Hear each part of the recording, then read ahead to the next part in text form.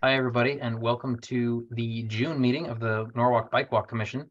I'm the chair of the commission, Tanner Thompson, and I'm going to be leading the meeting. The first thing we have on the agenda, which I want to thank Greg Pacelli from TMP for putting together this month, is welcome and introductions and public comment. So, as usual, if you have never joined this meeting before, I want to give you priority in introducing yourself or providing public comment or both. So, if that is you and you'd like to do either of those things or both, please put your hand up.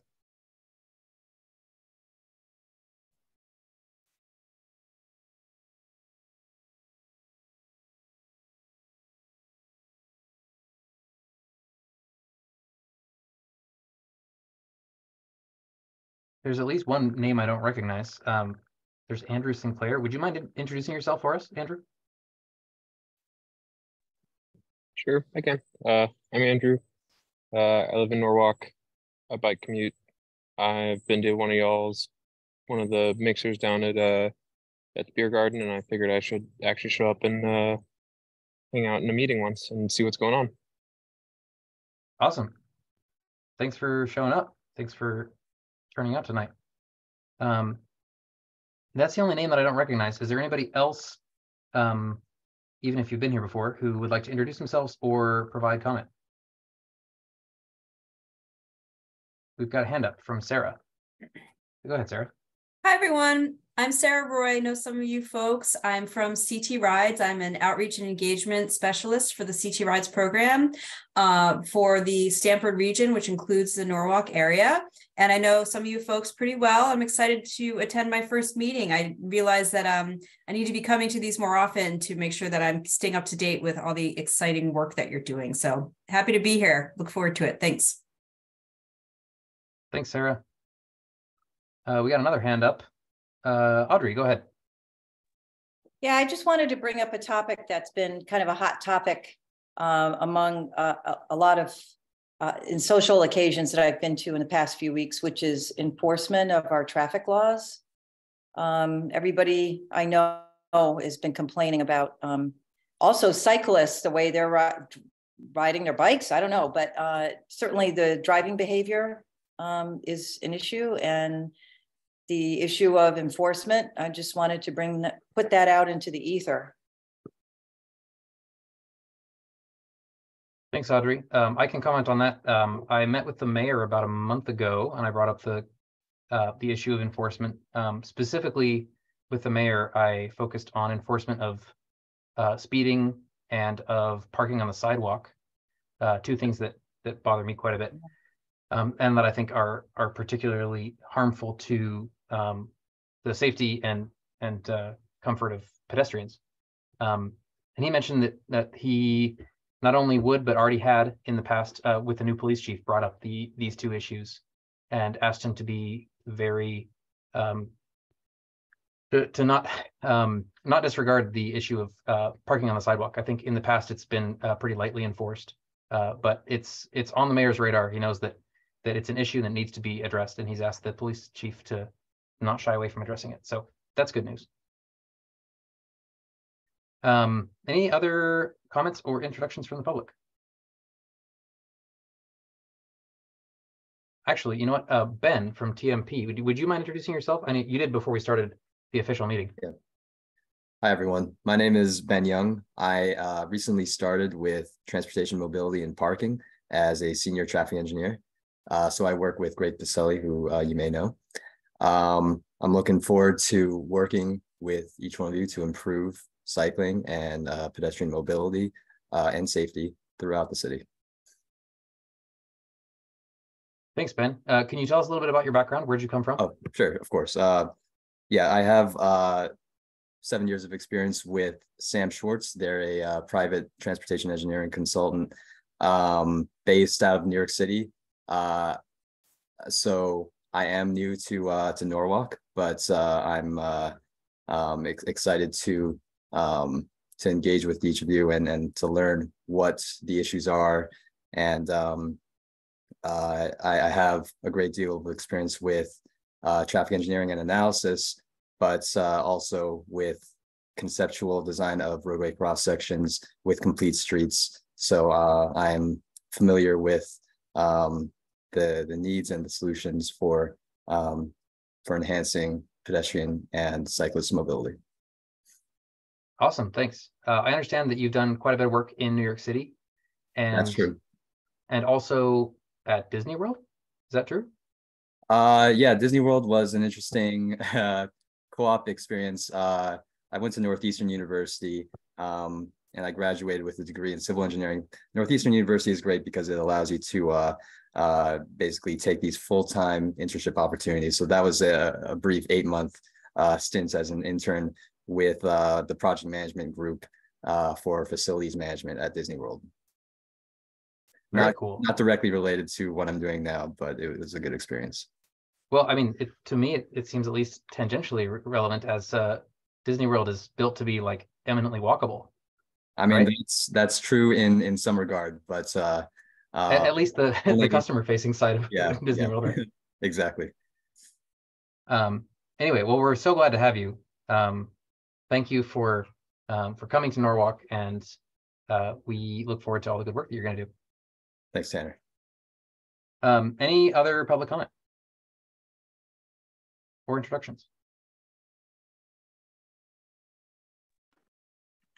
Tanner, I'll just chime in really quick and just say that welcome to Ben, and I just for anyone else in the public or commissioners, Sam Schwartz, his previous employer, actually gave a keynote here in Norwalk several years ago, which was very interesting. And his book Street Smarts is an excellent read, and really not overly technical. So if you're looking for a nice perspective from one of the guys that really led a lot of the infrastructure changes that are happening right now, it's worth a read. Street Smarts. I would second that. Well, Cool. I just want to say hi, Ben, ahead, welcome. I'm one of the commissioners, Christine Bisegli. And I just want to say a quick thing, because Audrey kind of reminded me, I wasn't even going to mention it, but there's going to be a place in the future that we bring up e-bikes, because I happen to have a, let's say, encounter with one on a Westport ride, the Bloomin' Metric, and it was rather alarming that there was the class bike was allowed on this ride. And anyway, I don't think that's going to happen again as a result of this interaction.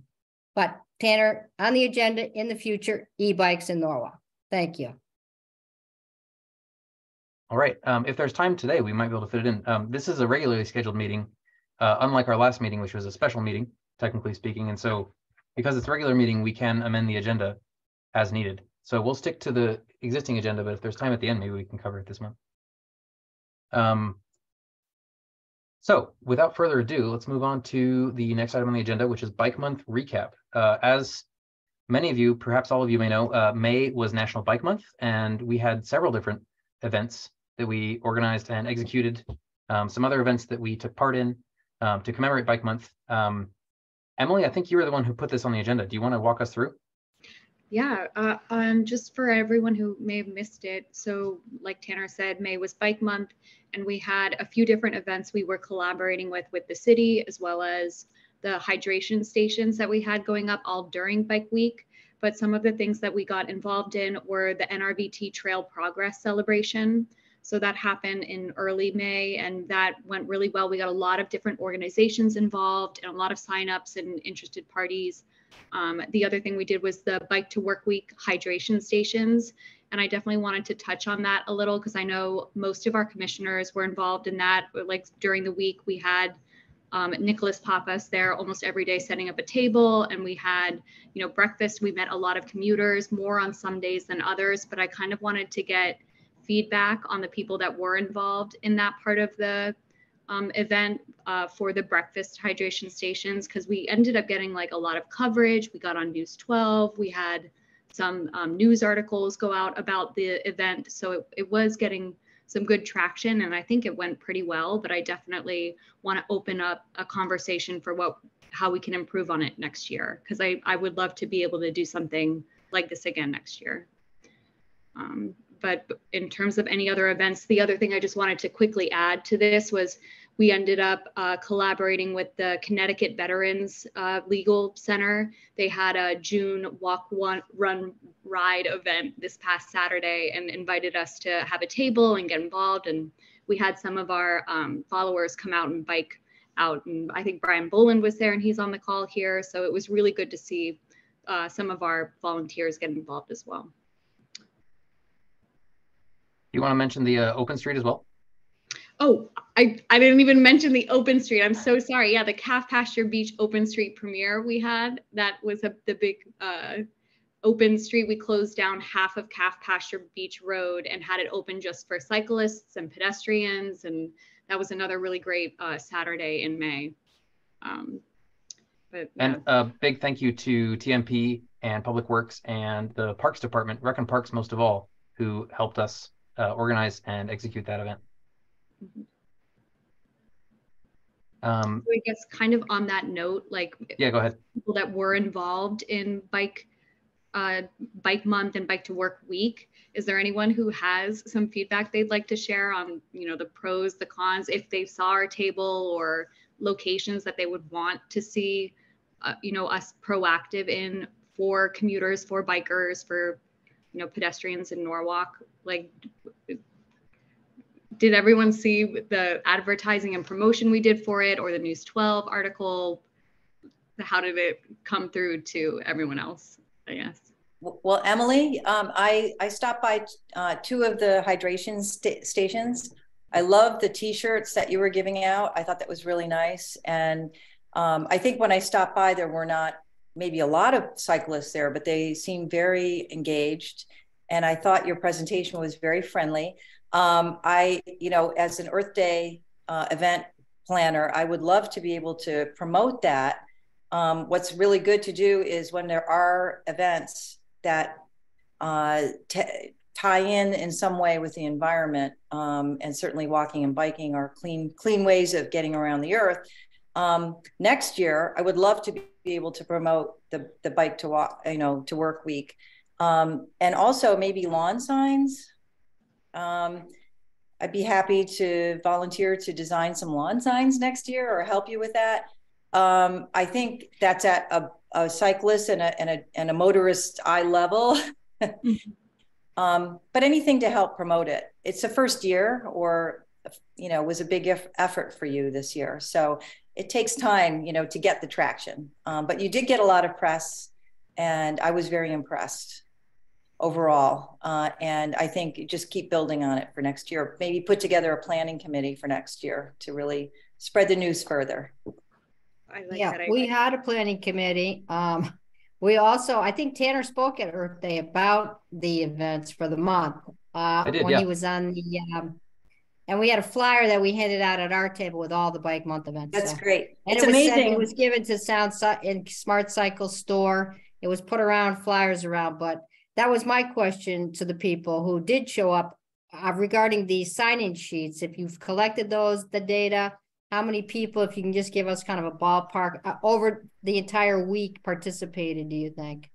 Oh, you know what? I just uploaded them to our mailing list before I sent out that email. I think I had over 100 new entries. Wow. From the month. From Bike to Work Week, or for all the events? From all the events this month. It was over 100.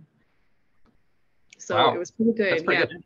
Yeah. I think, so I was at all of the hydration stations for Bike to Work Week, and I didn't keep an exact count. We did, obviously, on the sign-in sheets, but I think that we maybe got around 20 cyclists over the course of the 5 days that signed in.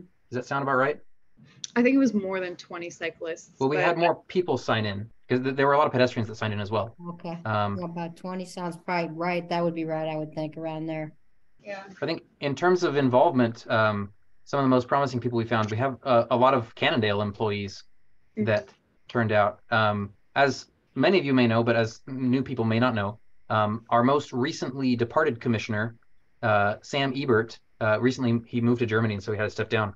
But he was, and still is, a Cannondale employee. If you don't know, Cannondale Bicycles is headquartered in Wilton, so it's very close by, and they have lots of employees who are all obviously very bike positive because they work for a bike company. And several of them stopped at our hydration stations on the way. to work.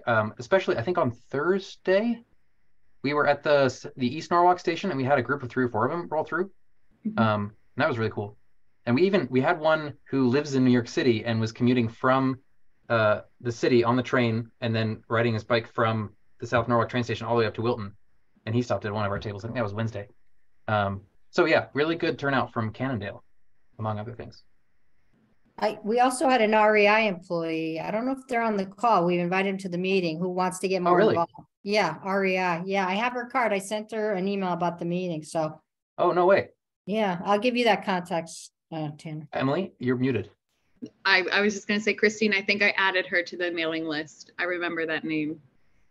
But do you remember what day she showed up? She was at the Open Street event on Oh, cool. Pasture Beach, right? Didn't we talk? She was at Earth Day.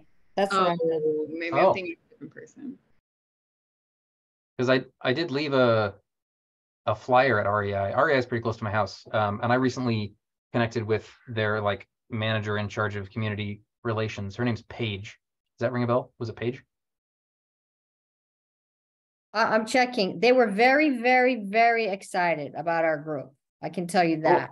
I'll find it in a minute. I'll let you know. It's on my table here.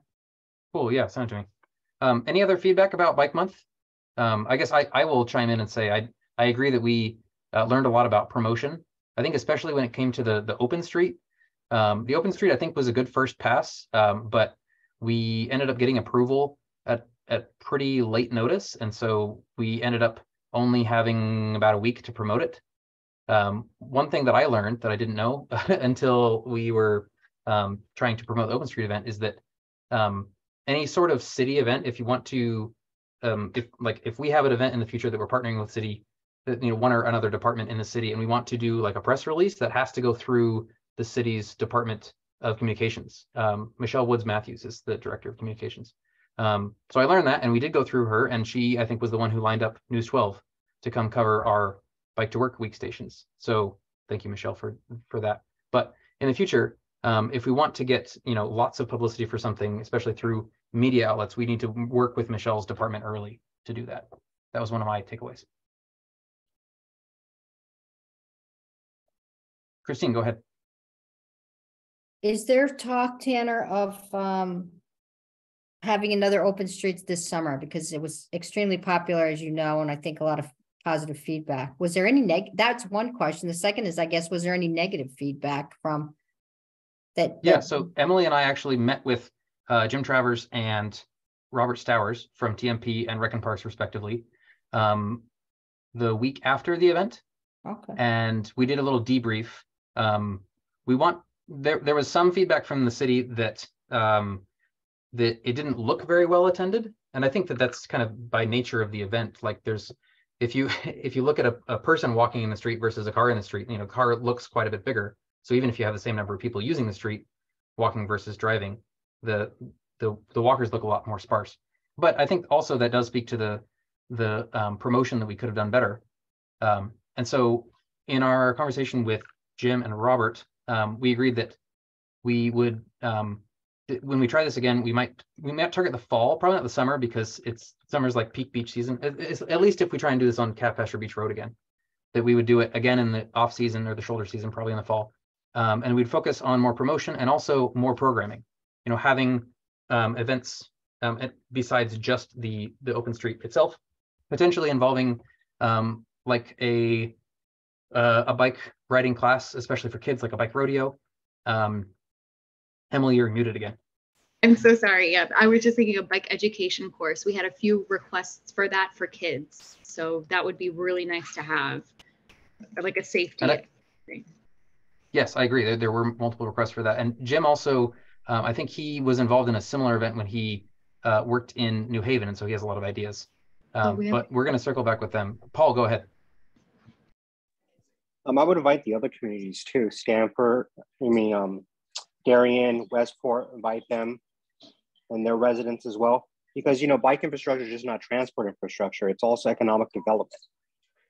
So when we bring in these other people to our communities and they spend their dollars in Norwalk, that just grew, the Norwalk economy. So I think we should also, you know, invite the surrounding communities as well. Yeah, that's a great point. really- Audrey, go ahead, and then we need to move on to the next agenda item. I just really quickly want to touch on Paul's point because I think go that's ahead, yeah. a really good idea of doing the other communities. And also Sarah Roy, I know you reached out after saying that there was potential for involvement with CT rides for this, and like just what Paul said, what Paul said about inviting other communities from outside of Norwalk. Maybe we can collaborate with you on, you know, ways and like routes to get to Norwalk, that sort of thing, using public transit. Absolutely. We would be happy to work with you on that.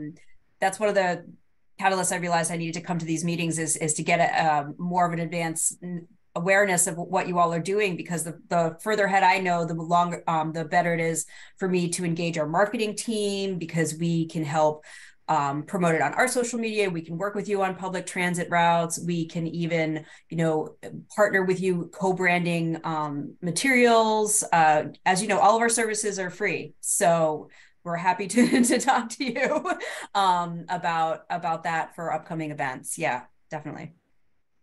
Perfect, thank you. Oh, whoops, I was muted. Audrey, go ahead, and then we're moving on to the next agenda item. Okay. Sarah, my what if friend. What if we engage the Board of Education a little bit? When I was growing up, we had bike education in the public schools.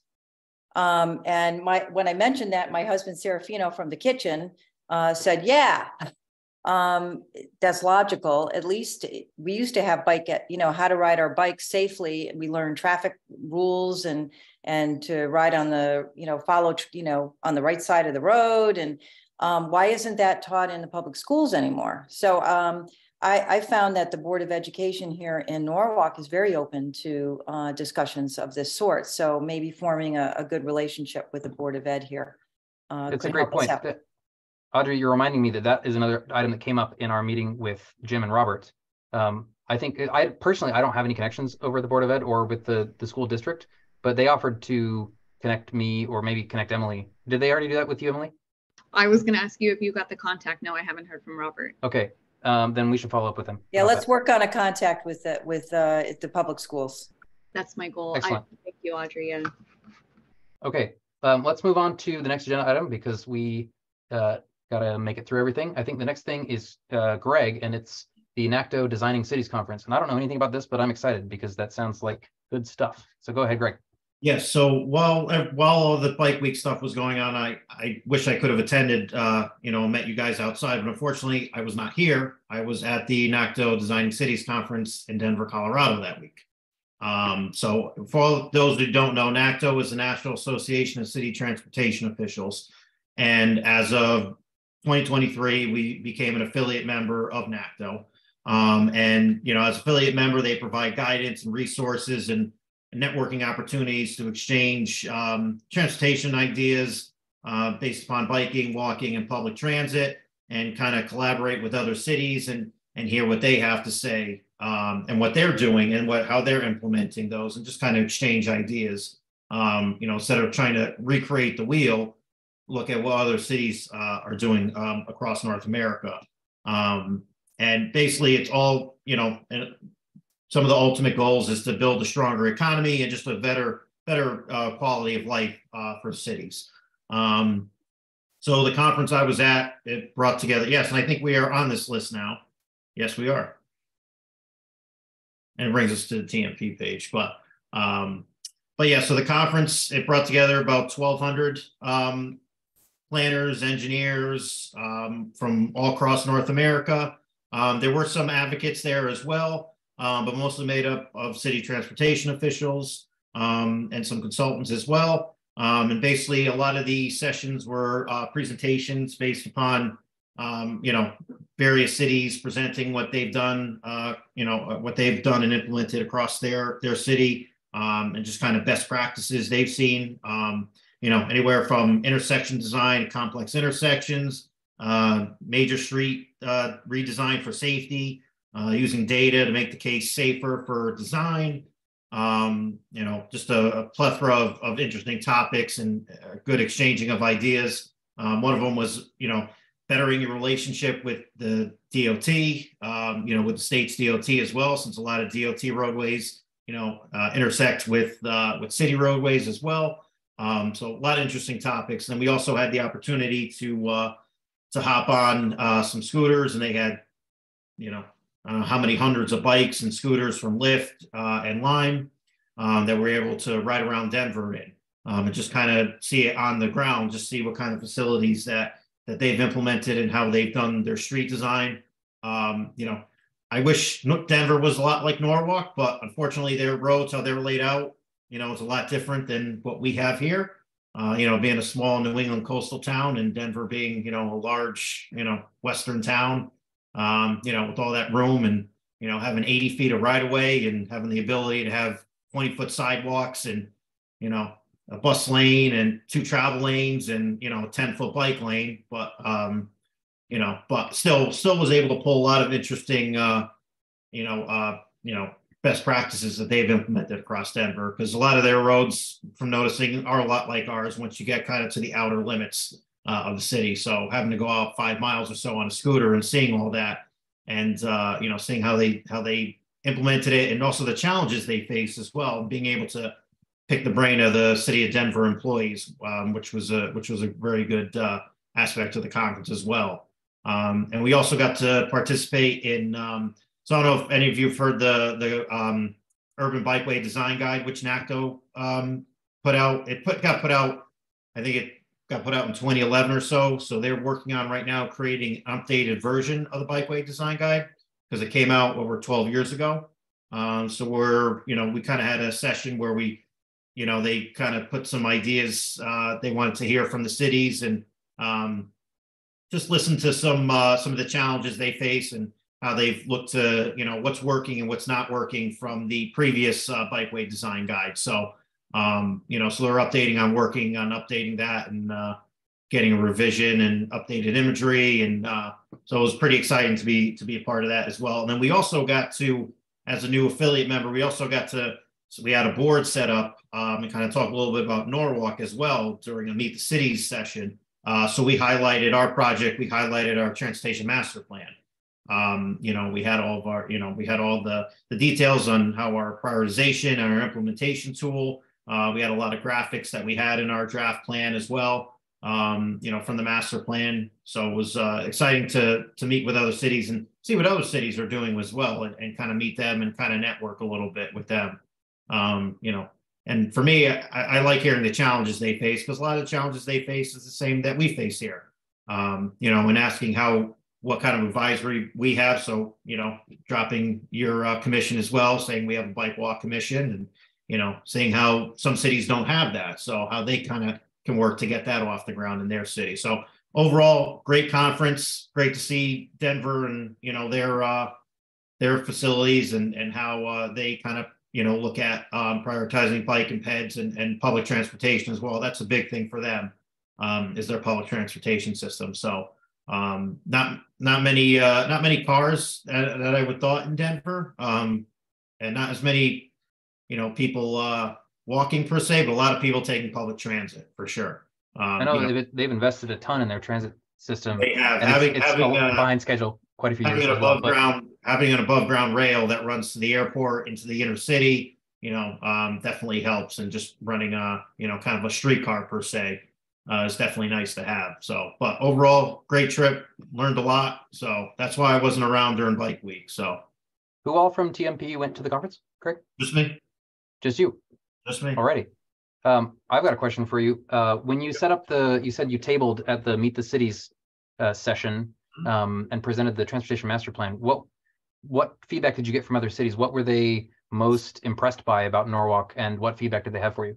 So I spoke with a lot of cities, and, you know, a lot of them they're in the process as well of working on, you know, maybe not you know, they call it a master plan, but something towards those lines of a connectivity plan, and, you know, how we kind of combined everything into one plan. We didn't have like a public transit plan or a bike ped plan.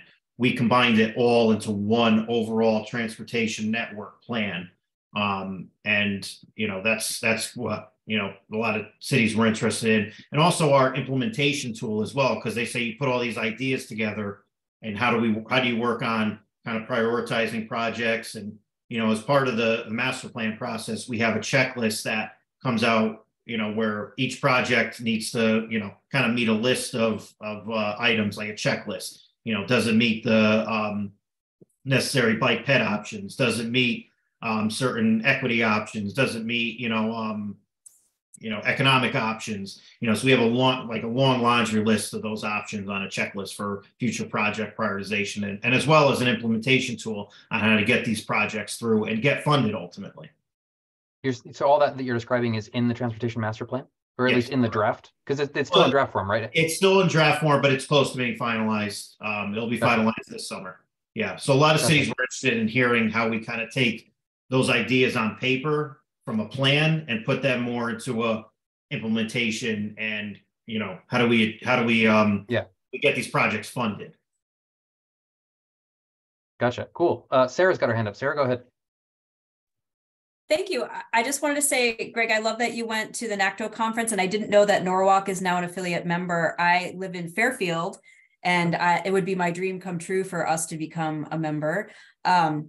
But I went to the Boston conference in the fall, and it was awesome. And I wanted to share with folks, at the time I was not employed, and I was able to get a scholarship that paid for me to go. It paid for my transportation and my registration. It would have paid for my lodging as well, but I stayed with a friend. So if anybody in the future is interested, they typically have and they were begging people to apply for more scholarships right before the conference. So any folks on this meeting or others in Norwalk who might not have the opportunity to go otherwise, I'd encourage you to apply for a scholarship. It was a pretty quick application, and yeah, I basically got to go for free. So that's all. Thanks. That's awesome. I'm looking at their website now, and I don't see any upcoming events. Greg or Sarah, do you know if they have another event scheduled? I know they host the Designing Cities Conference annually, so I don't know where it is. You know, I know they did the one in Boston in September, and then obviously this one in May, so it was kind of a quick turnaround. You know, I haven't heard any future updates from it, as far as any future stuff for advocates or, you know, for other groups as well. We're also part of some working groups, you know, internally that are affiliate members of the NACTO community. Gotcha. So Designing Cities is their main conference every year? Yeah. Gotcha. Well, I think it would be very cool to send somebody from the Bike Walk Commission. I guess, Sarah, I don't know if you said that explicitly, but that's definitely what I was hearing. So we should keep our eyes out for that. Greg, will you also, once the ball starts rolling on next year's conference, especially if there's somebody from TMP deciding to go, but even if there isn't, if you could make sure to bring that up with our commission, and if we have somebody who's in a position to go, I mean, it's a week-long conference, right? So it's like, it's a non-trivial amount of time. I mean, it's about a week. I mean, I was there for 3.5 days. I mean, it's, you know, okay. It's the majority of it is like 3 to 4 days. Yeah, I mean, so my point is that if all the commissioners have full-time jobs that are not urban planning, it may be hard to allocate that much time to going. But if there's somebody at that point who's in a position to go, I think that'd be super cool. Yeah, and they have a lot of guest speakers, like you know, obviously the Denver mayor was there, the National Transportation Safety Board president was there as well, talking about crash data. So there's a lot of good representation there, and a lot of folks from the Denver DOT and the city of Denver, you know, traffic and engineering department there as well, talking about you know, the city of Denver and just the overall state of Colorado, and how they're you know, just building upon their multimodal network through the state. So a lot of good guidance, and, you know, perfect timing for us. They were excited to hear us, you know, while we're in the development of the Complete Streets Guidebook and implementation and legislation. They were excited to hear that we you know, became part of NACTO during this process, because it's a good resource to have while doing the Complete Streets Guidebook. Yeah, absolutely. Cool. Any other thoughts, or can we move on to the next agenda item? That includes you, Greg. No, I'm good. Cool. Thanks again for going, and for you know, bringing back best practices from NACTO back to Norwalk. Yeah, good work, Greg. Thank you. The next agenda item is the commission budget for the fiscal year 2022 to 2023. That is very timely as we have about 3.5 weeks left in the fiscal year. I'm not sure who put this on the agenda. Was it Greg or Emily or somebody else? I put it on the agenda because I saw the balance outstanding for this fiscal year. And there's a lot of money that's left. Yeah, I don't disagree. I think that there are some things that haven't been reimbursed yet. Yeah, there's a few smaller items. I know Emily sent me some stuff, and Tanner, I know you sent me some stuff as well, but it won't make up anywhere near what's left on the budget. You know, our biggest buy this year was the swag items for Bike Week. Do you have it pulled up? Do you mind just like sharing your screen? I don't have the overall balance. I mean, I don't have like each, you know, on me right now, each of the expenditures. I just have the overall number that's left, you know, for the remaining of 22-23 fiscal year. When do we need to spend that by? Sorry, really quick. So here's the thing. We're still waiting stuff from last year that we ordered after June 30th, but we paid for it before June 30th, and we kind of got screwed on it. So I know Judd's been reaching out to the vendor to see when he's going to deliver it, but we've only gotten about 80% of the order, and we're still waiting for the rest of it. So that's been a year now. So yeah, and every time we've talked about ordering swag, I've encouraged the commission to do it early so that because we're not basically what I'm saying is we're not doing that again. We're not paying for stuff before it shows up, because like you said, Greg, that we're still waiting on stuff from a year ago that hasn't showed up. This is why we started the process like 4 months ago to order swag, and we did end up getting some swag ordered. We ordered the t-shirts for Bike to Work Week, which came through and they look great, and we ordered 150 of them. But Judd, your hand's up. Go ahead. Yeah, Greg, how much do we have left roughly? So with all the other costs and expenses, it's looking at least $5,000 that you guys have left. Oh, that's more than I estimated. I mean, I have a Costco receipt sitting on my desk that I need to send in. Yeah, I know there's some other receipts as well, but you know, not 5,000. That's still with these other expenses that are still outstanding. You know, we still have about $5,000 left. So obviously, here's the thing. In talking with Jim about it, you know, we really don't want to hold this and wait until June 30th to buy stuff. So here's a quick and easy solution that may be the best thing. You guys ordered a bunch of t-shirts. They came quick. Did we give away all of them? We did not. We have a lot left. What if we just ordered more with the remaining balance so that we have them for next year and swag items for next year as well, so that it's a quick order and we can spend the money and we know we'll get it by the end of the month so that we can pay it by the end of the month. I think we can do that as long as we have somebody who will continuously follow up with the swag provider. Yeah. Basically, the reason that we got t-shirts at the you know, on the short timeline that we did is because I called around to a bunch of different t-shirt printers and I said, who can do it in 2 weeks? And then I made the thing happen. So if that's going to work, we need somebody else to do that. And if that needs to be me, it can be me. But I would love it if somebody else could step up and do that. What's the deadline? The end of the month. I would like to have everything ordered within 2 weeks. Okay, can I so to be clear, we would need it to arrive before the end of the month. That's the idea. Because we don't want to pay for it before it arrives. Go, Christine, go ahead. I understand. Thank you. I also had a minor receipt for printing for those flyers and stuff, but I did submit. I may have one outstanding one. One thing though is the bike, the League of American Bicyclists membership. I don't know if that was paid for, if we can get lifetime membership and use that, or if we stick to organization. Also, no one attended the conference. That was a tag item on there, a budgeted item every year, and nobody went. So I don't want to, my opinion is not to throw $5,000 at t-shirts. I think we should also order some bike safety materials because we've been talking about education and I've ordered them in the past. That's just my thought. And Christine, I'm not, you know, it's not that, it's just more of getting quotes and getting the items. A lot of that stuff takes time to receive. And that's the issue. It usually doesn't come within 2 weeks. So when we don't get it within 2 weeks, then we're paying for something that we're not receiving yet. And the city doesn't like to pay for stuff before receiving it. Oh, so we have to pay, we have to dispose of the money, so to speak, by the end of the month. By June 30th, the money has to be spent or else it goes back. Greg, crosswalk markers, We've been through that in the past, Jed. Yeah, I don't remember what the answer was, sorry. So if I remember right, Greg, correct me if I'm wrong, but it would be good for the commission to understand this and not just for TMP to understand this. The issue with crosswalk markers in the past is that we have ordered them and they were ordered at the last minute like we are at now.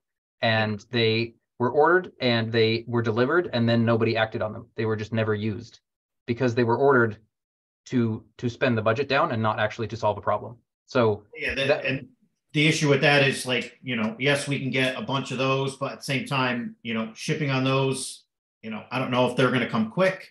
Also, who's going to take care of them? I know some of you have offered to take care of a couple here and there, but if we put a dozen of them out there, who's going to take care of the other 6 to 8 ones?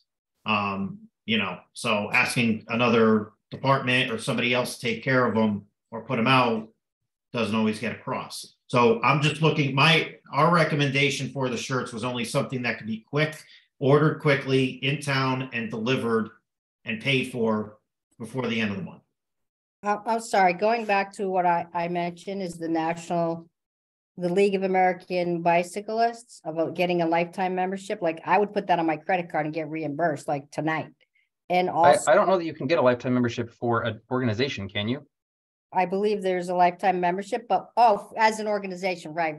That I'm just throwing that out there that we didn't use the money, or maybe we can. I don't know. Well, a yearly membership's only $75. I know. Like we budgeted for it. We haven't actually spent the money. We haven't actually, fill out the form to become the member. But I mean, if what we're worried about is spending down the budget, like that's not going to make a dent. Well, but I thought Mike Yosak kept our annual membership going. He always did. So well, he doesn't work for the city of Norwalk anymore. So right. So who would have picked that up? It's in our budget. As far as I know, I haven't ever seen that money spent in the time that I've been the chair. No, Mike Yosak we had membership and then we got discounted on the conferences. So I just think we could see if they have things too. Are we through with all our quick guys? We don't have anybody here through the health department. We also have to put those t-shirts somewhere. Would that be in the health department? No, so we could put those at the Yankee Doodle garage with all the other items in the back storage closet. What quantity wise, Greg, how many t-shirts does that give us roughly, like based on the previous order? I mean, the last one we ordered was 150. I mean, I'm not saying you have to spend all $5,000 on t-shirts. I know. I'm just like magnitude wise, like how many shirts would we end up with for that budget? I think they came out at a unit cost of about $10 a shirt. So $5,000 would be 500 t-shirts. It was 500. Okay. So that's a lot. Which is quite a few shirts. I mean, if we just gave them away with reckless abandon, we could absolutely give away 500 shirts. The reason that we haven't given away all the ones that we already ordered is because we were during Bike to Work Week, we were only giving them away to people who showed up on a bike. Right.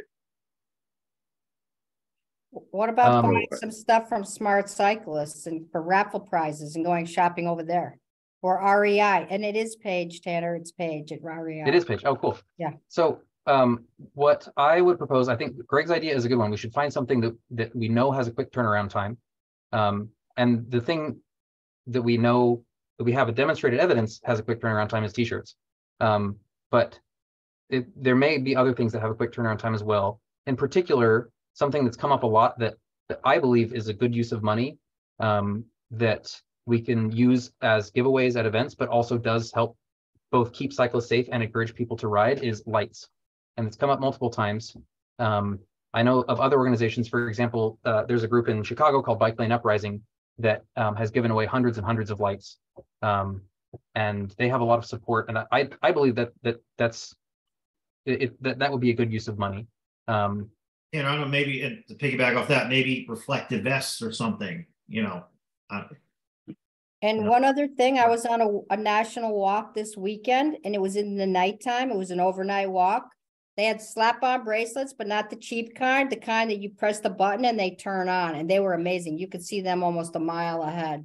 And the kids Are we gonna get all that by the end of June? That's the operative question. I don't think that we can answer that question in this meeting. Somebody needs to take an action item to, like, in the next day or two, to nail down a supplier of either lights or t-shirts or something else that can be ordered and delivered before the end of June. I'll call Smart Cycle and I'll talk to REI. I mean, I don't think we can go to at this point a wholesaler and get things that quickly. I mean, I don't know anyone.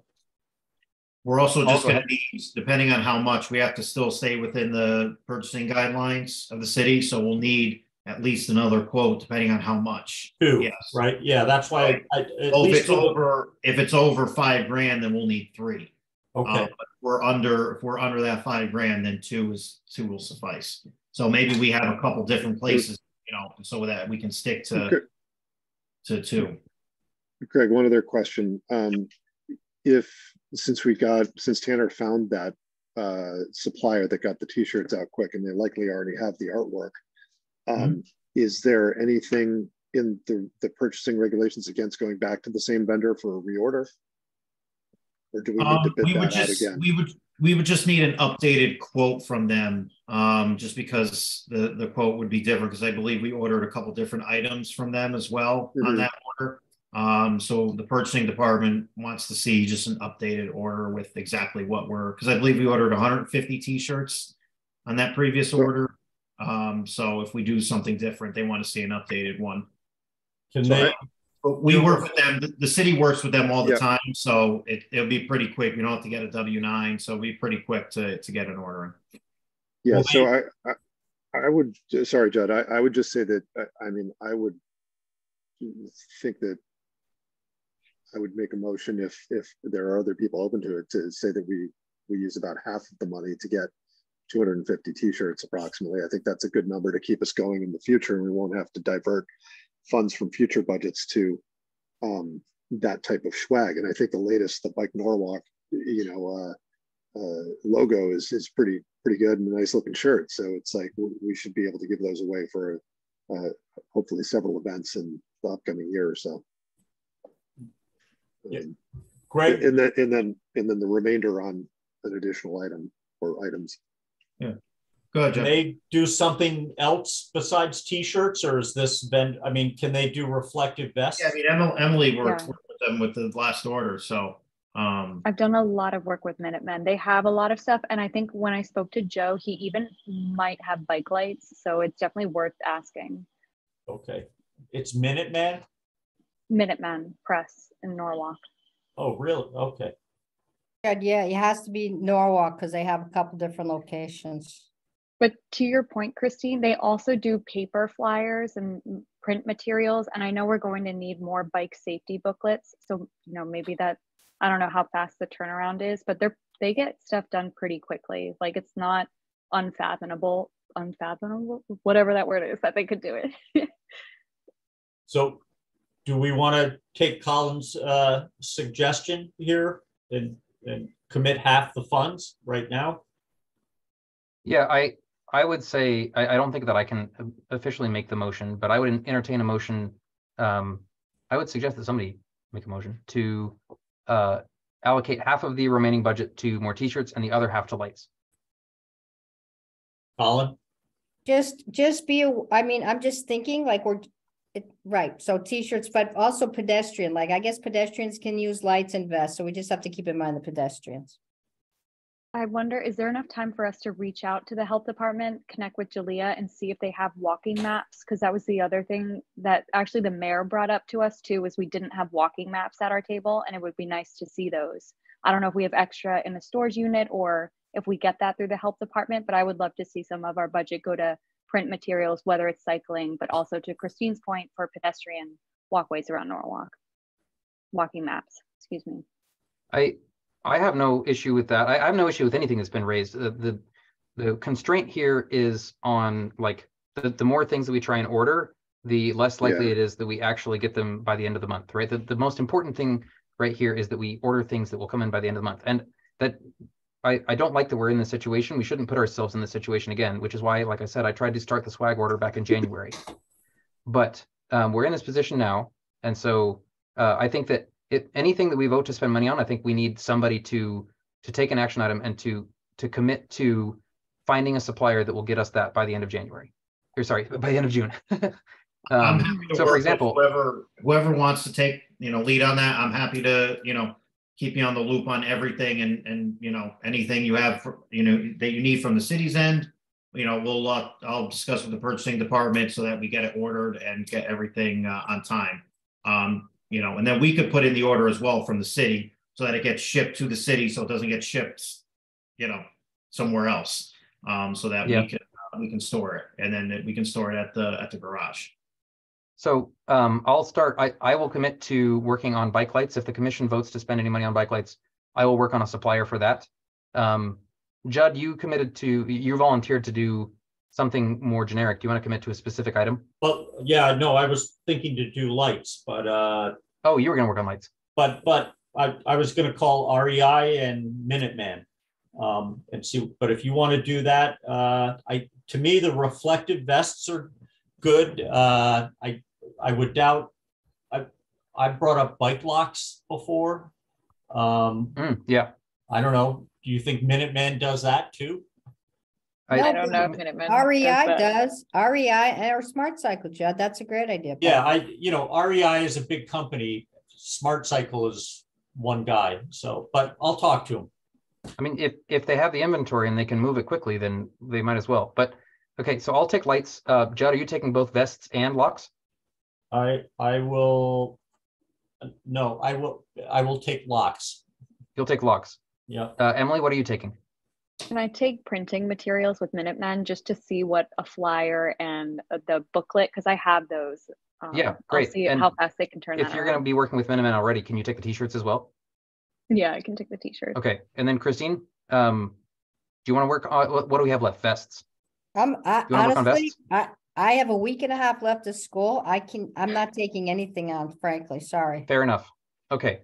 Then I will entertain a motion to divide somehow the remaining approximately $5,000 between t-shirts that Emily's going to handle, printed materials that Emily's going to handle, locks that Judd's going to handle, and lights that I'm going to handle. And we are going, the three of us are committing to do that ASAP so that we can get them ordered and delivered before the end of June. Perfect. If you guys want to just get me the quotes, the city can order them. Okay. Just get the quotes. Yeah, but my point is that we're committing to line up quotes that will actually be delivered. Perfect. That's where that works. Right. Yep. Right. Like a focus on quickness. Yes. Tanner, can you repeat those items again really quick? Yes. So we got t-shirts, printed materials, lights, and locks.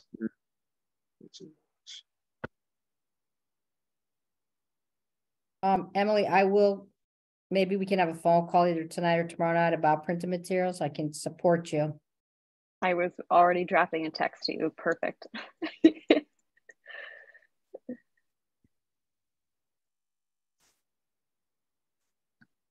So I'll entertain a motion to including some sort of numerical breakdown of approximately $5,000 into those four categories. Colin, do you have a proposal? Yeah, I think so. I think 1,500 into t-shirts. She gets about 150. I think lights are going to be expensive for a combo set, so at least 1,500 on lights, maybe 2,000, 1,000 or 1,500 on locks, depending on what the rest of the people think, and 500 on printed materials. I would think should be sufficient for a reasonable amount of printed materials, because printing is not as expensive as it used to be. Is there any input from Emily or Judd on, or any other commissioners on lights versus locks, and where the balance of that, whether we should weight it heavier in one way or the other?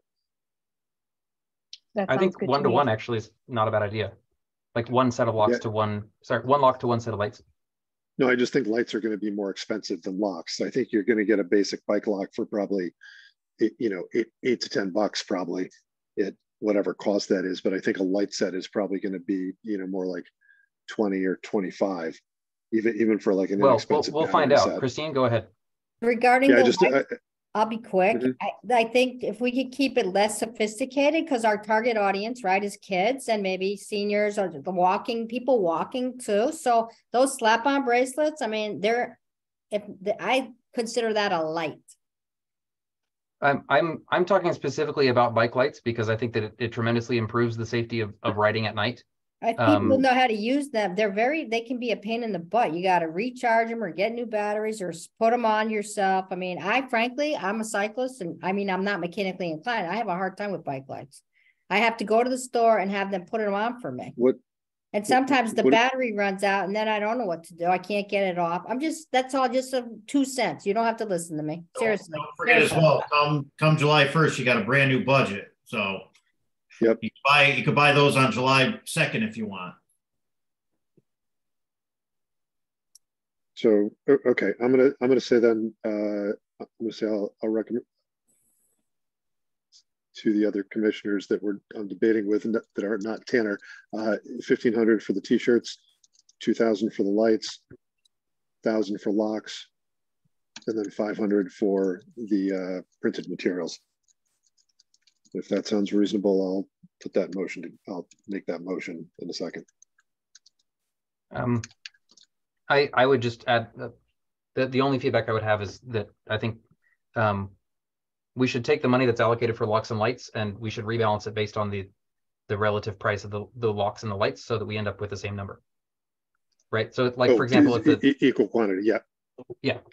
Okay. Like if the lights end up being twice as much as a lock, then we spend twice as much on lights than locks so that we end up with an equal number. Yes. But that we allocate 3,000 or 3,500, whatever your total, your suggestion was, to that set. Yep. So I'm going to make a motion that we spend the remaining approximately $5,000 on in the following breakdown: approximately 150 t-shirts or a sum of $1,500, an equal number of lights and lock sets for about $2,000 in lights and $1,000 in locks to be balanced based on the more expensive item. And then I would say the remainder going towards printed materials, but an initial budget of $500. Cool. Thank you, Colin. Do I have a second? Okay. Judd, all in favor? Aye. Excellent. Aye. Okay. So just to remind people what we've committed to, thank you, Colin. I've committed to source the lights. Judd's committed to source the locks. Emily's committed to work with Minuteman on the printed materials and the shirts. And I will be committing also to follow up ruthlessly with people so that we actually get these things before the end of the month. Any last thoughts on budget? Yeah, Greg, just so we're clear on this, you need to have the vendors picked and a contract, so to speak, but we'll pay them this time when they deliver. Yeah, that's why if we can get everything ordered by, next week, great. And if they say, yeah, we'll get it to you by, the 3rd week of June or, at the latest, June, the 4th week at the absolute latest for the holiday, I should say, that would be the best thing. Okay. Judd and Emily, I'm going to be asking you to try to find the 3 quotes, or I guess we're going to be hopefully spending just under 5,000. So we need 2 quotes. Yeah, I would just get 2, especially since you're all kind of getting something separate. That's true. Different vendors. I think, the 2 quotes is more than enough. I would like us all to get the 2 quotes by the end of this week so that we can send them to Greg before close of business on Friday. Yeah, I can do that. That will give us the most flexibility in terms of supplier, because that will give us what's Friday? Friday is the 9th. That'll give us a full 3 weeks to get the stuff delivered. And the longer we wait to actually nail down the order, the fewer options we'll have, because shipping takes time. So, Judd and Emily, are you good to get quotes by the end of Friday? Yep.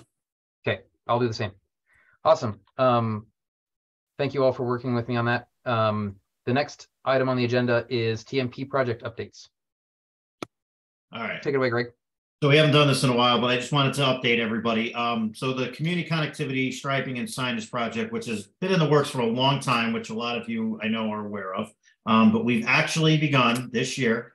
We started laying out the striping and we started installing signs.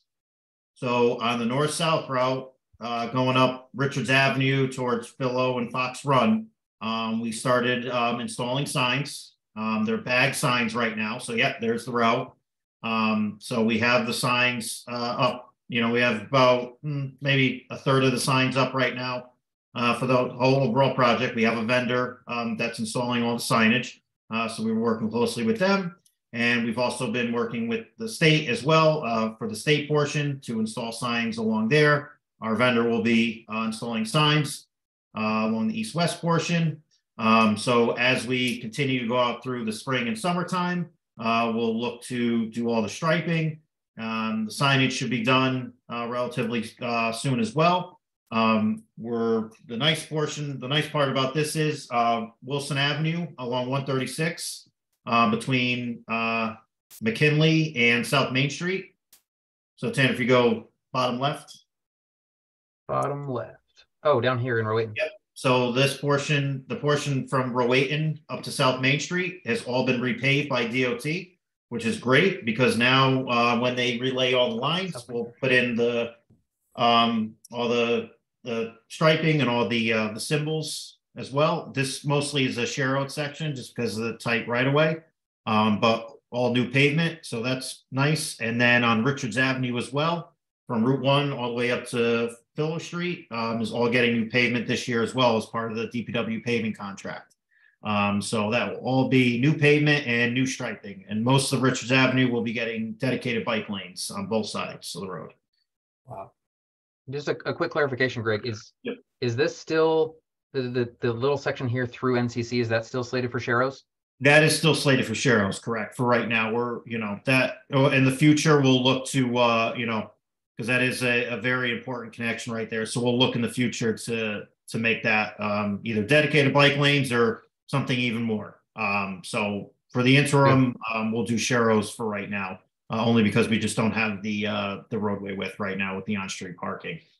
Yeah, I imagine that it was just an artifact of the earlier plan and not having the capacity back then to move the parking. This has been in the process for years, and it's a DOT grant funded project, so it's been in the works for a long time. So we recognize that's a missing link per se. So we'll look to address that in the future. Good.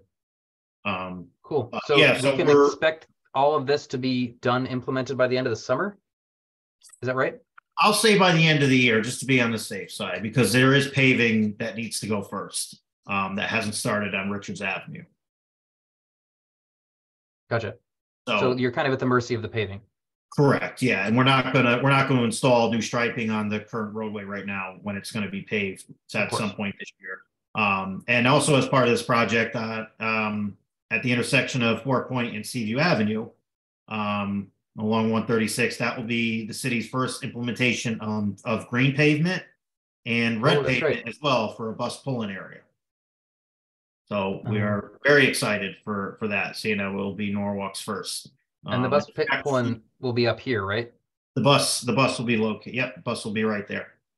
So you're moving, just for context for everybody, the current bus stop is right here, and you're moving it to the other side of the intersection. Well, no, so that bus stop on the lower end stays. It's the one a little further up.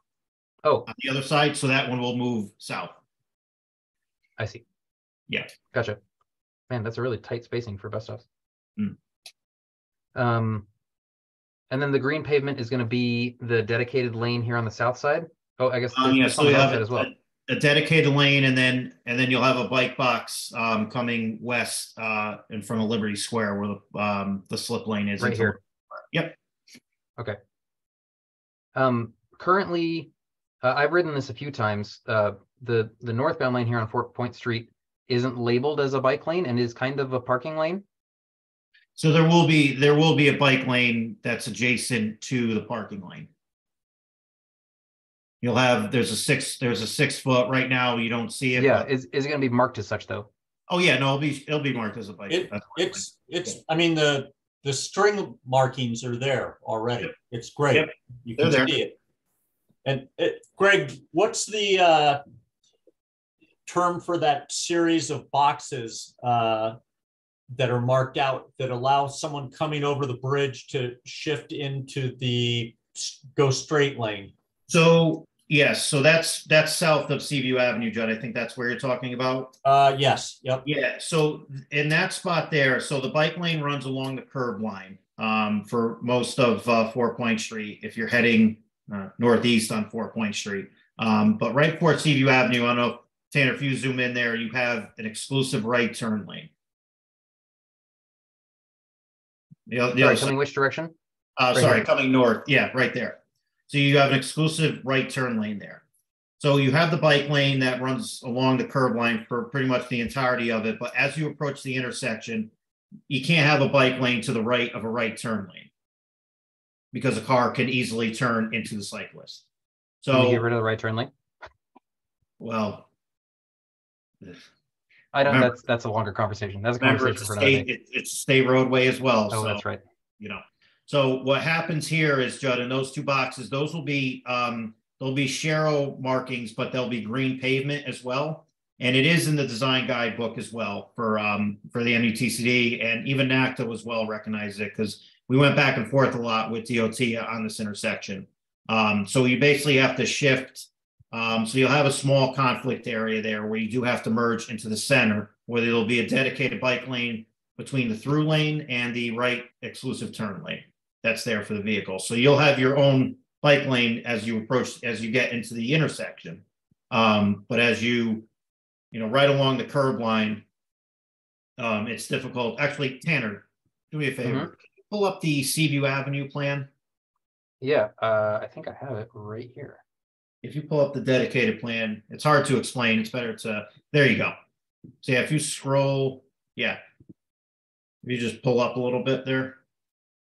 Yeah, there you go. So the bike lane, runs along there, but as you introduce the right turn lane comes in, it's a shift over and into the middle of in between the two lanes. So you'll have a dedicated area going into the intersection, and then the right turn lane can turn into Seaview Avenue.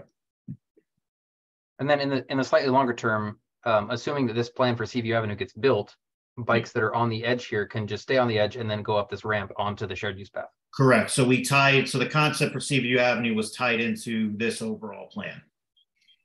Cool. Andrew's got his hand up. Andrew, go ahead. Yeah, I figured I'd pipe in. This used to be my daily commute on the bike a long time ago, so I'm very well acquainted with that transition through the traffic. Is there going to be, are there plans for signage and education for drivers in the area? Correct. Yeah. So that along with this does go a plethora of signage for cyclists and for vehicles as well. Restricting turn lanes and for and plaques as well under those signs as well for bicyclists. So it's all a standard that goes along with this design. So it's not something that was just created out of nowhere. It is a standard and it is used in instances such as this. So there's also signage that goes along with this. Yes. Cool. Christine, go ahead. Oh, thank you. Great. Can you push up, Tanner, to 136 up at the next intersection, please? It's not on this plan, but I'll go back to the other map. Can you 4 Point, yep, thank you. At the corner there, when making a right there, see there's that crosswalk. Can you zoom in a little bit there? On Van Zant, you're talking about. Yeah. Can you zoom in that spot? So that's a blind. So for a pedestrian in that crosswalk on Van Zant, for a car making a right, there's a spot there that's blind spot for that right turn. I was doing that. Yeah, at this end of the crosswalk, right? Yeah. So just an FYI, but I really want it. So I'm just giving an FYI. Okay. That's dangerous. Shout out.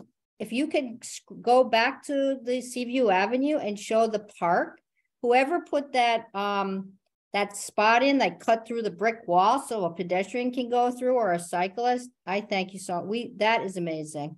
You're talking about right here? There used to be a gate. There was like a gate there. You know what I mean, Greg? It was, you'd have to lift your bike over the fence to get across from that exit at Veterans Park. That's true. We'll talk about Seaview in a little bit. Okay. Oh, it's a separate item on the agenda? That's separate. I just knew it was Okay. in the plan. I just wanted to show you visually, just because it was hard. It's hard to explain just by words. So Okay, I'll let you keep going. yeah. So yeah, so the community connectivity, we're looking to install that this year.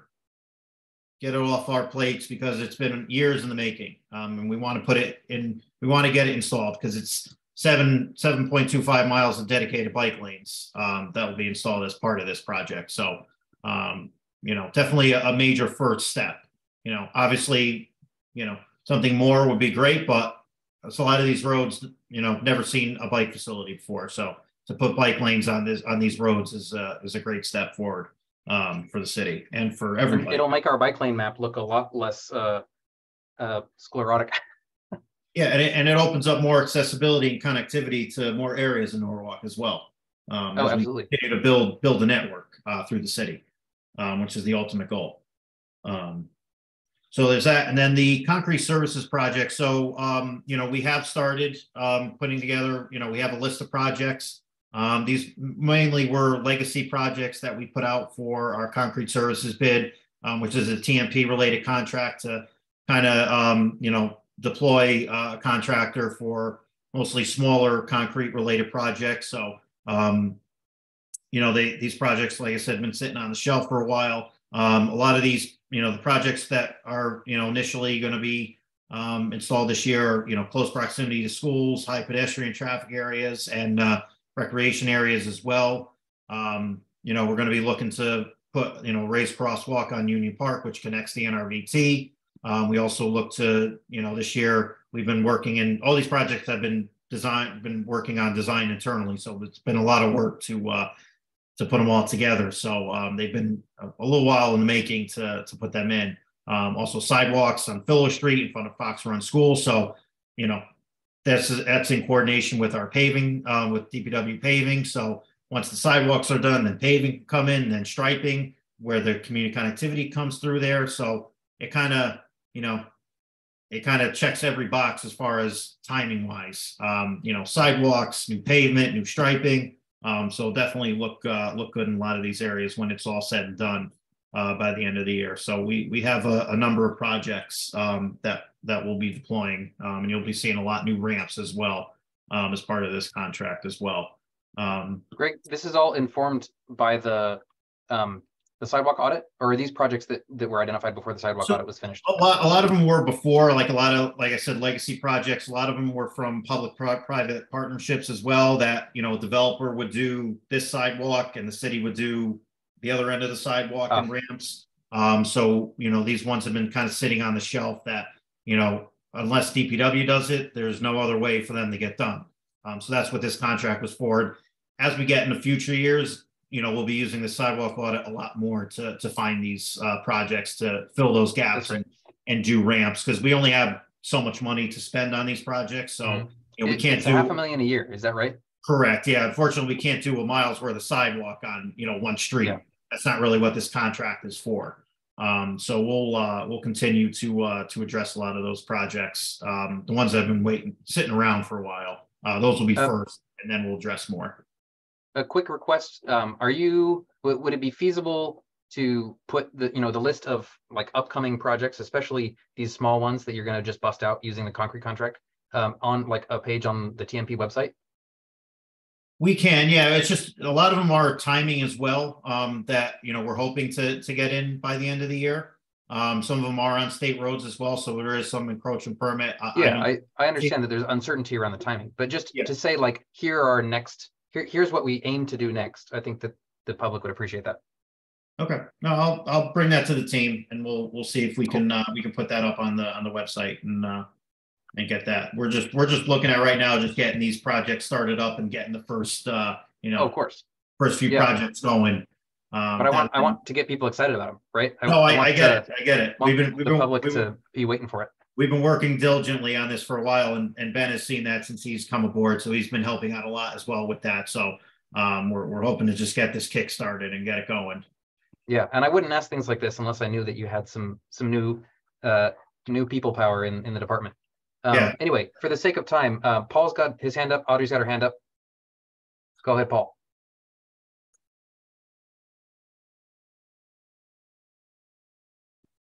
Paul, the floor is yours. Paul's taking his hand down. Audrey, the floor is yours. Yeah, just a big shout out about the new sidewalks along Spring Hill. Been watching people try to traverse up and down that hill, and the new sidewalks are a beautiful thing. Yes. Long in coming, and just a big hug and kiss for that. Wow.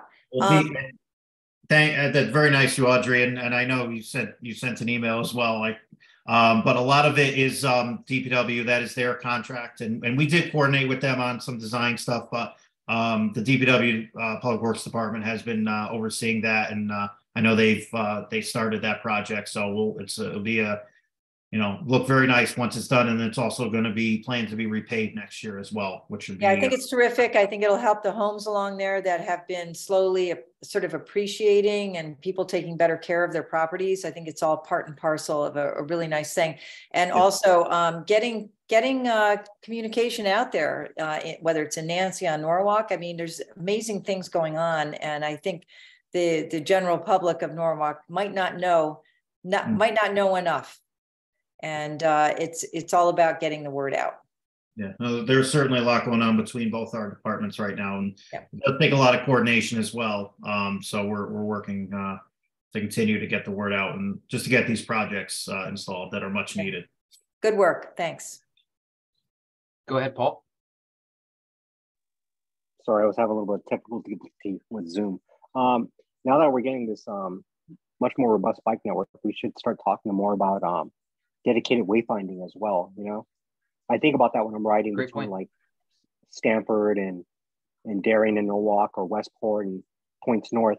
I think it would behoove us to start thinking about, having signs that point you to downtown, to economic areas, especially during the summers when we have cyclists and everything coming through our community, trying to get some money from them. Agreed. Yeah, so that is a good point. And, we, as part of the community connectivity, we do have bike route signs as well. We don't specifically say, to Sono or whatnot, but it does have directional arrows that say bike route and the arrow pointing to the street, because it is a little bit of a snaky network through all the roadway, through all the streets. Back when I was in Massachusetts, I developed a wayfinding system where I had the logo of the community on top of the sign, but not just having bike route, actually telling people where they're going, and also throw some economic development in there by saying this way to downtown, this way to this community, centers like that. It's really helpful, and the economic development people really love it. Greg, is there anything in the transportation master plan draft about wayfinding? Do you know, just off the top of your head? Off the top of my head, I don't know. It's probably somewhere. I would say yes, but it's probably deep in there that I just haven't. Sure. Let's put this on the agenda for next month. We're running out of time tonight, but I think that it's a great point, and we should allocate a little more time to it. And while you're at it, if you can also make a note to put e-bikes, like Christine suggested, on the agenda for next month. Judd? Yeah, I just, there is some wayfinding already at major intersections, and doesn't relate to biking, but at the train stations, there are some signs that say things are a 10-minute walk away, 5-minute walk away. So there is some wayfinding already. And I've just confirmed that it is in the public draft of the transportation master plan, including walking and biking wayfinding. So let's spend some more time on that next month. And then just one other quick item was just the city paving project. So DPW's contractor is currently up on Bain Street and working around the West Rocks area, the northerly portion of West Rocks. Their plan is to put 5-foot ADA compliant sidewalks along West Rocks between Creeping Hemlock and Route 7 as well. And obviously repave, but we've also worked with them to widen that section of West Rocks between Creeping Hemlock and Bain Street to gain a 30-foot cross section in order to have dedicated bike lanes along that stretch as well. This kind of is part of an overall master plan of the whole corridor. Obviously, those who remember, we had that grant that we got for $1.4 million that will look to build a better multimodal network along West Rocks, and that includes ped and bike facilities. So we're looking to kind of address this piecemeal You know, especially since this section's getting paved right now. So we'll, you know, we're looking to get what we can get before it gets paved. So this section right here, yeah, it's a short section, but it's still a, you know, important segment of West Rocks to get a connection through. You know, and then that kind of adds to the, you know, mile or so that we got last year when West Rocks was repaved, where we were able to put bike lanes on both sides of the road. As well, Great. north of it. When's that end-to-end repaving happening? Is that slated for this year, this season? Not end to end. It's from Creeping Hemlock to Route 7. Oh, so just from here north. Correct. Yes. Yeah. Gotcha. So I guess my real question is, what do you know right now about the expected timeline for like the end-to-end corridor? Like you said that there's a master plan, including this 1.4 million. Right. When can we expect that to show up and like turn into infrastructure? We're working with DOT right now because they're heading the they're heading the program. You know, as far as actually giving out the money. So yeah, we're kind of waiting on them. They have to create. The thing is, they had to create a whole program for to allocate the money. We didn't, you know, it's not just money that's just given out. Yes, we got the grant, but we also, it has to be managed, the program. You know, to make sure that it, you know. So it's essentially a brand new grant program. What's that? So it's basically a brand new grant program. Correct. Yes. I see. Correct. Gotcha. Okay. I don't want to hold us up. You can keep going. So also Bain Street as well, adding in a 5-foot compliant, ADA compliant sidewalk. Right now, it's barely a 4-foot sidewalk that's there right now. Extruded concrete curb with the, you know, that'll be put in right now. It's just a bituminous curb. So definitely helps for vehicles and gives, you know, elevates the pedestrian above the street line. And then also 5-foot dedicated bike lanes on Bain Street as well. Through a majority of it, we were able to fit bike lanes on both sides of the road. So that will take you from Grumman to West Rocks Road. So now we're opening up more, you know, more connectivity throughout the city. So that's our ultimate goal. So we're trying to address that with the paving program, and, you know, working closely with DPW to address all these. So it's great to coordinate with DPW. So a lot of credit goes to them as well. Cool. Thanks for the updates, Greg. Do you want to roll right into the NRVT item? Sure. I know this was a hot topic last meeting, you know, and we hear you, and we recognize this crossing of the NRVT needs to be addressed. And I did talk to Jim and Garrett about this, and, you know, they feel the same way, you know, that it is a long crossing. I think it's almost 80 feet long, which is, you know, a long stretch for a pedestrian, no matter what ability level to cross. So it is something that we will, you know, look to address at some point. We just, you know, resources right now and other projects that we're in the process of working on right now, we just can't, you know, hard to drop other projects to allocate for, you know, to work on this as well. Plus we have to coordinate with DOT as well, because it is their road. So we need to make sure it's done properly and look at all the countermeasures to get you know, the right crossing practice in place. So we'll continue to keep it on our list. And, you know, Tanner, I know you said you wanted updates every meeting, so I will continue to update you on every meeting. But we need to look at this further and make sure it's done properly. Yeah, I think we all agree that it needs to be done properly, but based on the conversation that we had last month, I think the commission generally is hoping that you all, as the experts, can find a solution that is both proper and also timely, right? It's not so much. It's not so much the.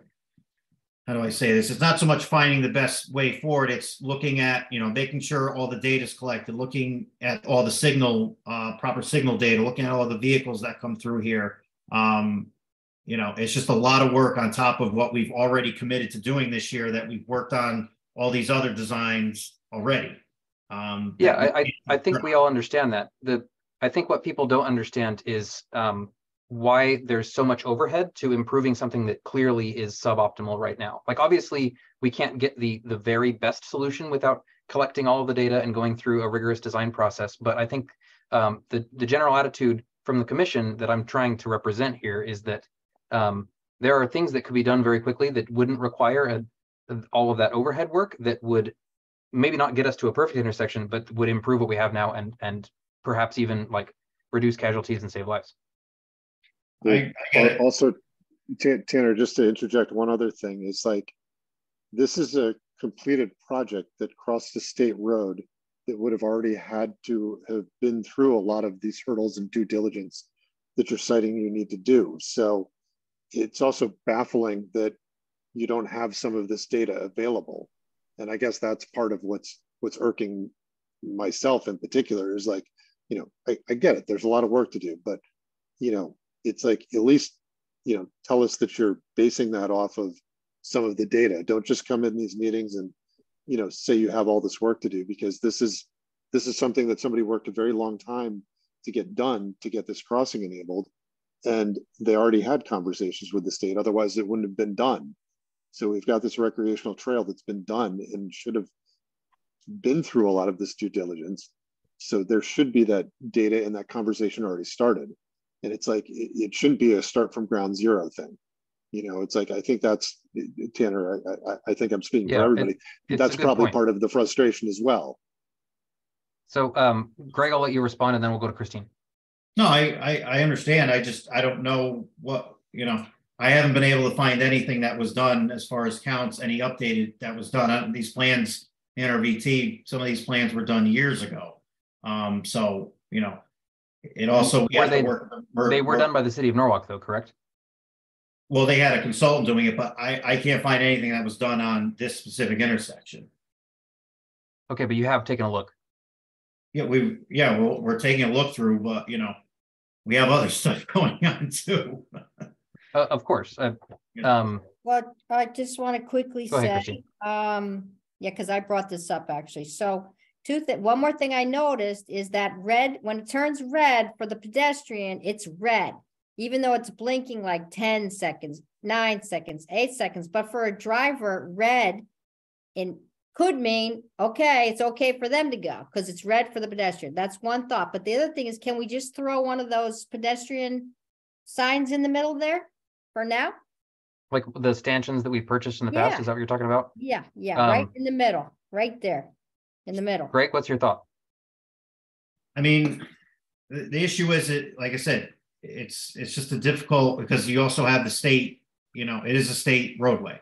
So I'll talk to the team about it. You know, we haven't, you know, taken a really, really deep dive into this, but, you know, it's, you know, we just have a lot going on right now, and to drop everything that we're working on right now to dedicate something that just popped up recently. So Greg, we're not asking you to dedicate a lot of time.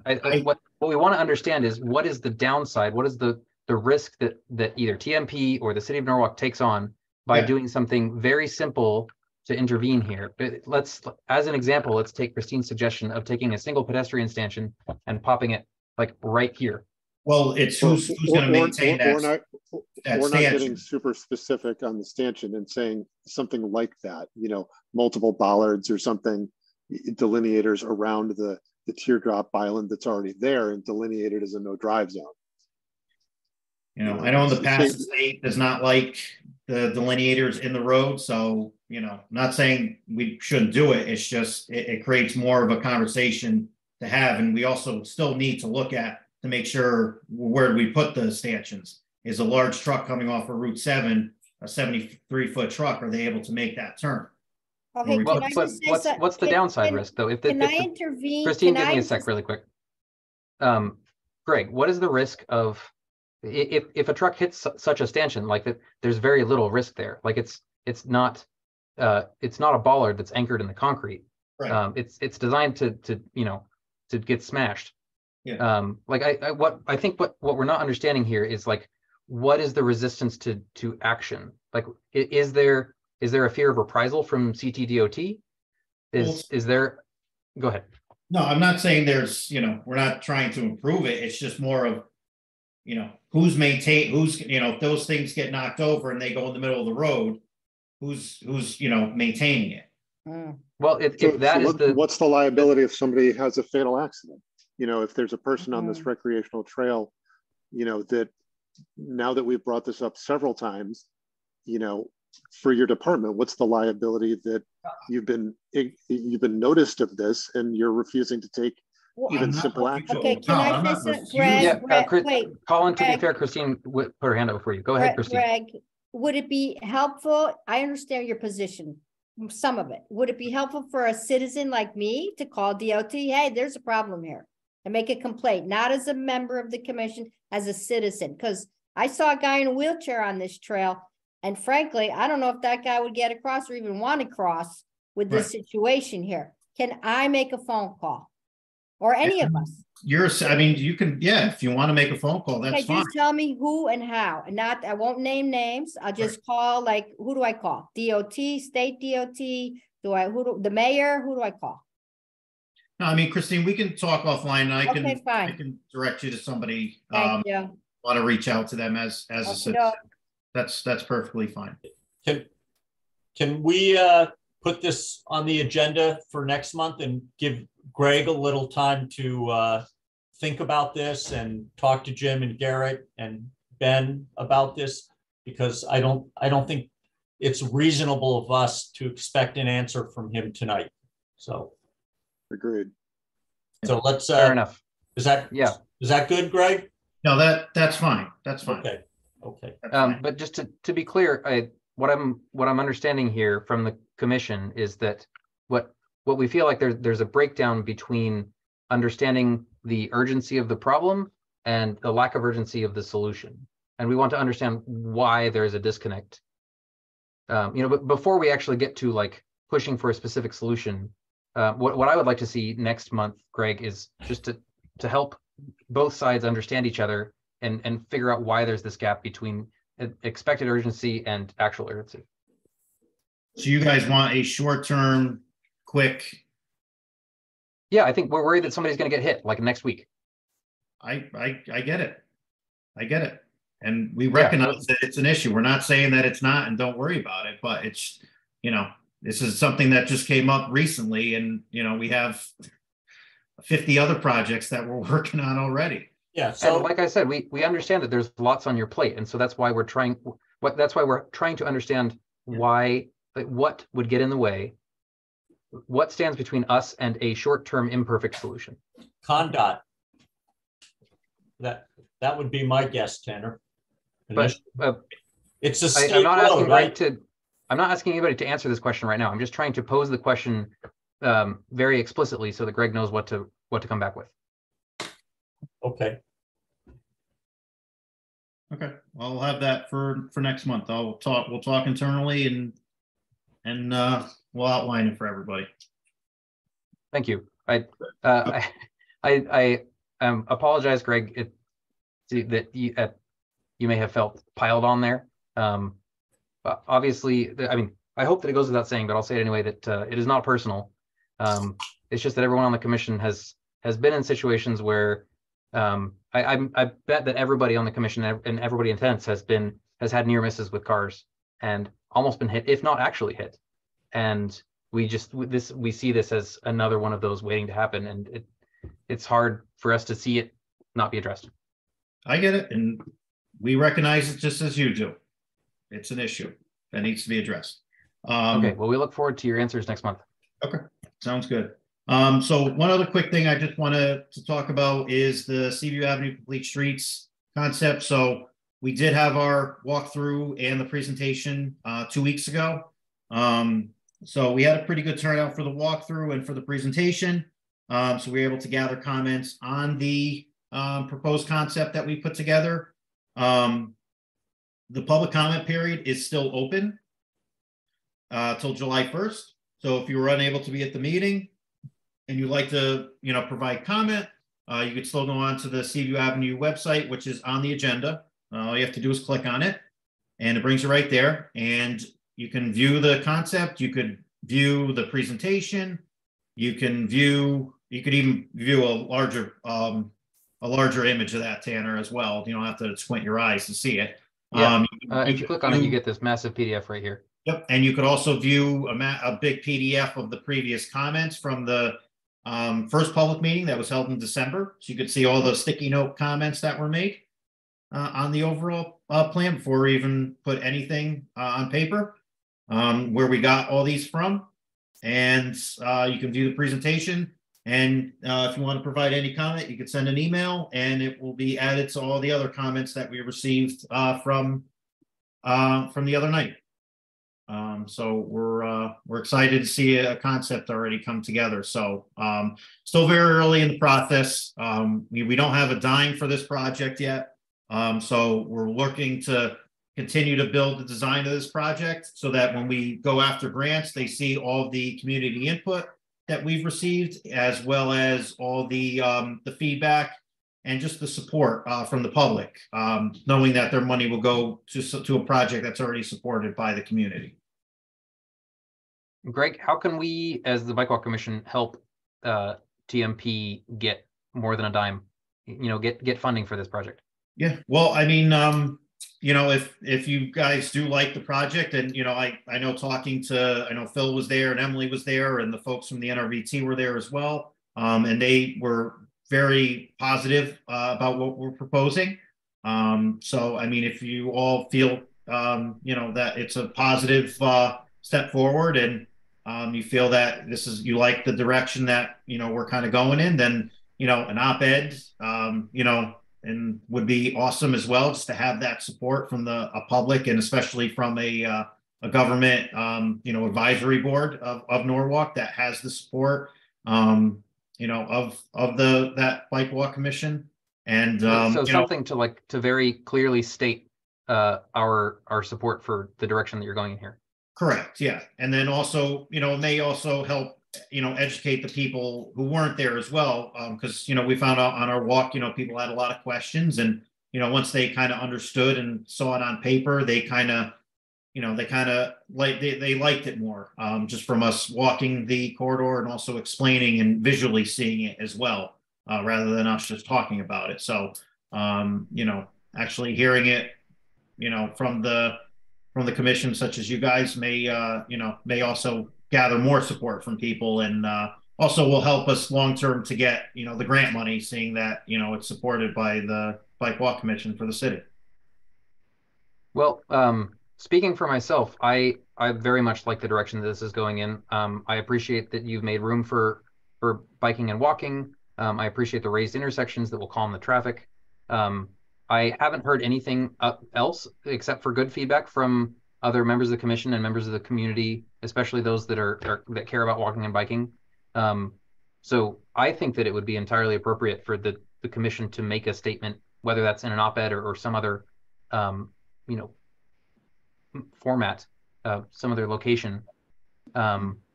Any thoughts about how we could accomplish that, Christine? I wanted to. When does it have to? Sorry, when? What's the deadline for that? I think it's a great idea. There's not really a deadline. Yeah, is there a deadline? Yeah, it closes, right? July 1st. Well, July 1st is the comment period ends for public comment, but I mean, it could come. We're talking about two different things here, Greg, if I may. The comment period is for the public to provide feedback on the project to TMP so that they can take those into account and alter the project accordingly, potentially. Right. What I'm talking about is something from the commission that says to the public, we like the direction that this is going in. Not necessarily that we agree with every single detail of the proposed plan, because the plan, not even every detail has been nailed down and there's no money for it. But right. The point of this, such a statement would be to show the public our support for the project at a high level, which would in the long term help TMP to demonstrate public support that would then hopefully lead to grant money. Right. And I was saying I like the idea and we should do it. I was just asking, when does he need it by? And Tanner, you were asking a question though about us. Besides, yes, we like this plan, and about the op-ed, right? You're asking something about op-ed for us. Yeah, I was wondering what people thought of it, and it sounds like you like the idea. I just wanted to quickly add, we've been, we've already been promoting this event. We got people to go to the event. We were on the walking tour. We were at the follow-up. We posted it on social. We shared it in our email newsletter. So we are promoting actively to get public. We've been promoting the public input, right? Yeah, like for our commission, if we wanted to do something. But we haven't really taken a stance on like whether or not the proposed plan is one that we like, or whether or not the project is heading in the right direction. All we've done is essentially spread the word about the fact that the project is happening and that TFP is taking input. I'm saying that we should essentially take a stance on the issue and publicly say we like where this is headed. Right. All I right, just want to we've been doing that like subtly. Okay, doing one that. quick thing for Greg. Mhm. So how long would this take? Because in our op-ed, we'd want to address that, and you don't have to answer it now. Maybe Tanner and you offline. Like, what would be the interruption for the community? You know, because we could incorporate that into an op-ed by not ignoring it, but kind of, offsetting the benefit offsets that any interruption clearly. You're talking about like construction work. Exactly. The community. How will this impact the neighborhood, the Norwalk Bridge construction? It's a mess down there right now. So this whole project, like I said, it hasn't been funded yet. We don't know what funding source it would come from. So we're still years away from this actually being, Thank you. we're still a while away from actually finishing design on this project. So there's still a good amount of time before, I'm saying years away from actual construction to begin. Yeah, but Christine, you raise a good point, which is that if we make a public statement, we should recognize the costs to the community, not only the monetary cost, but also the cost in terms of construction interruption. I think that's wise. But I think that I'll pose the question to the group: are we all in agreement that a project in the direction of the one that's been proposed, that creates more space for walking and biking on Seaview Avenue in the way that it has been done, is a step in the right direction, even at the cost that it would come at, which is, like I said, a monetary cost and a construction cost? Yeah, I think absolutely. I think there's, even if we're not directly referencing the entire project, as supporting it in specific ways, or sorry, not supporting the whole thing, then we should point out and maybe educate about some of the features. And I think the idea agreed. of op-ed is good, or this can be broken up into smaller chunks, and maybe that's a way to share on social with information about neck downs and on-street parking, and how these things can lead to better traffic flow and safer environments and better economic development. And those can just be released like on a weekly, monthly basis through social, just to continue to build support for it and direct the public to send positive comments or questions to TMP. Yeah, I think those are both good ideas. Emily is currently killing it on social media. She's doing an excellent job posting all sorts of stuff. Can I ask one quick question about the plan? Sorry. Let's wrap this topic of public statement up, and then we'll get to plan details. I would love somebody to volunteer to write a first draft of a statement.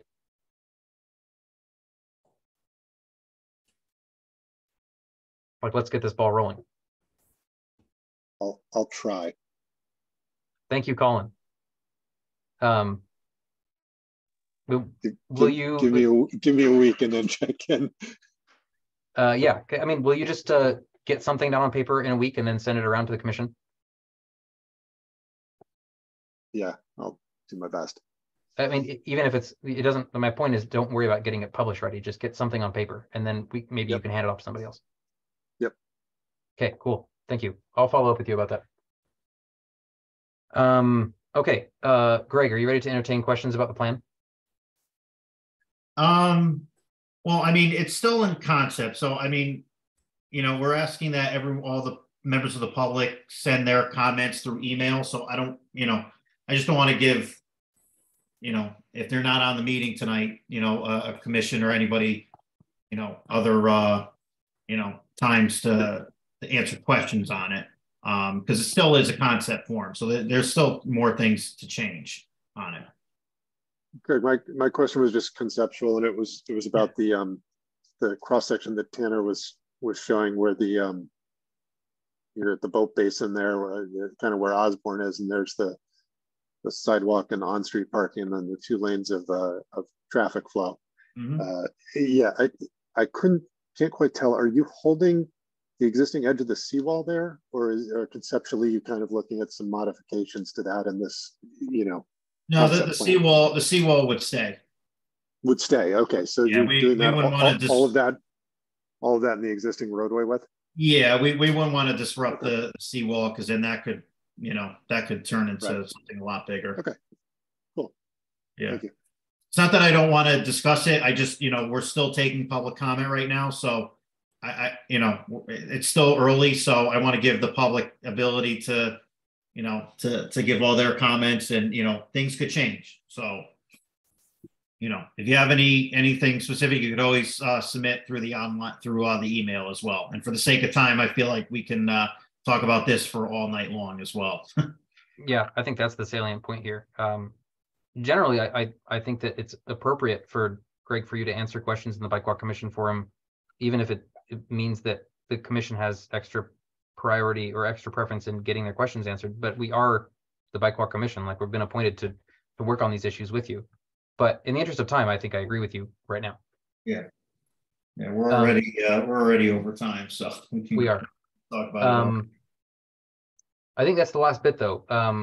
Public comments open until July 1st. So all of you are invited to provide comment on the plan and email it to Greg.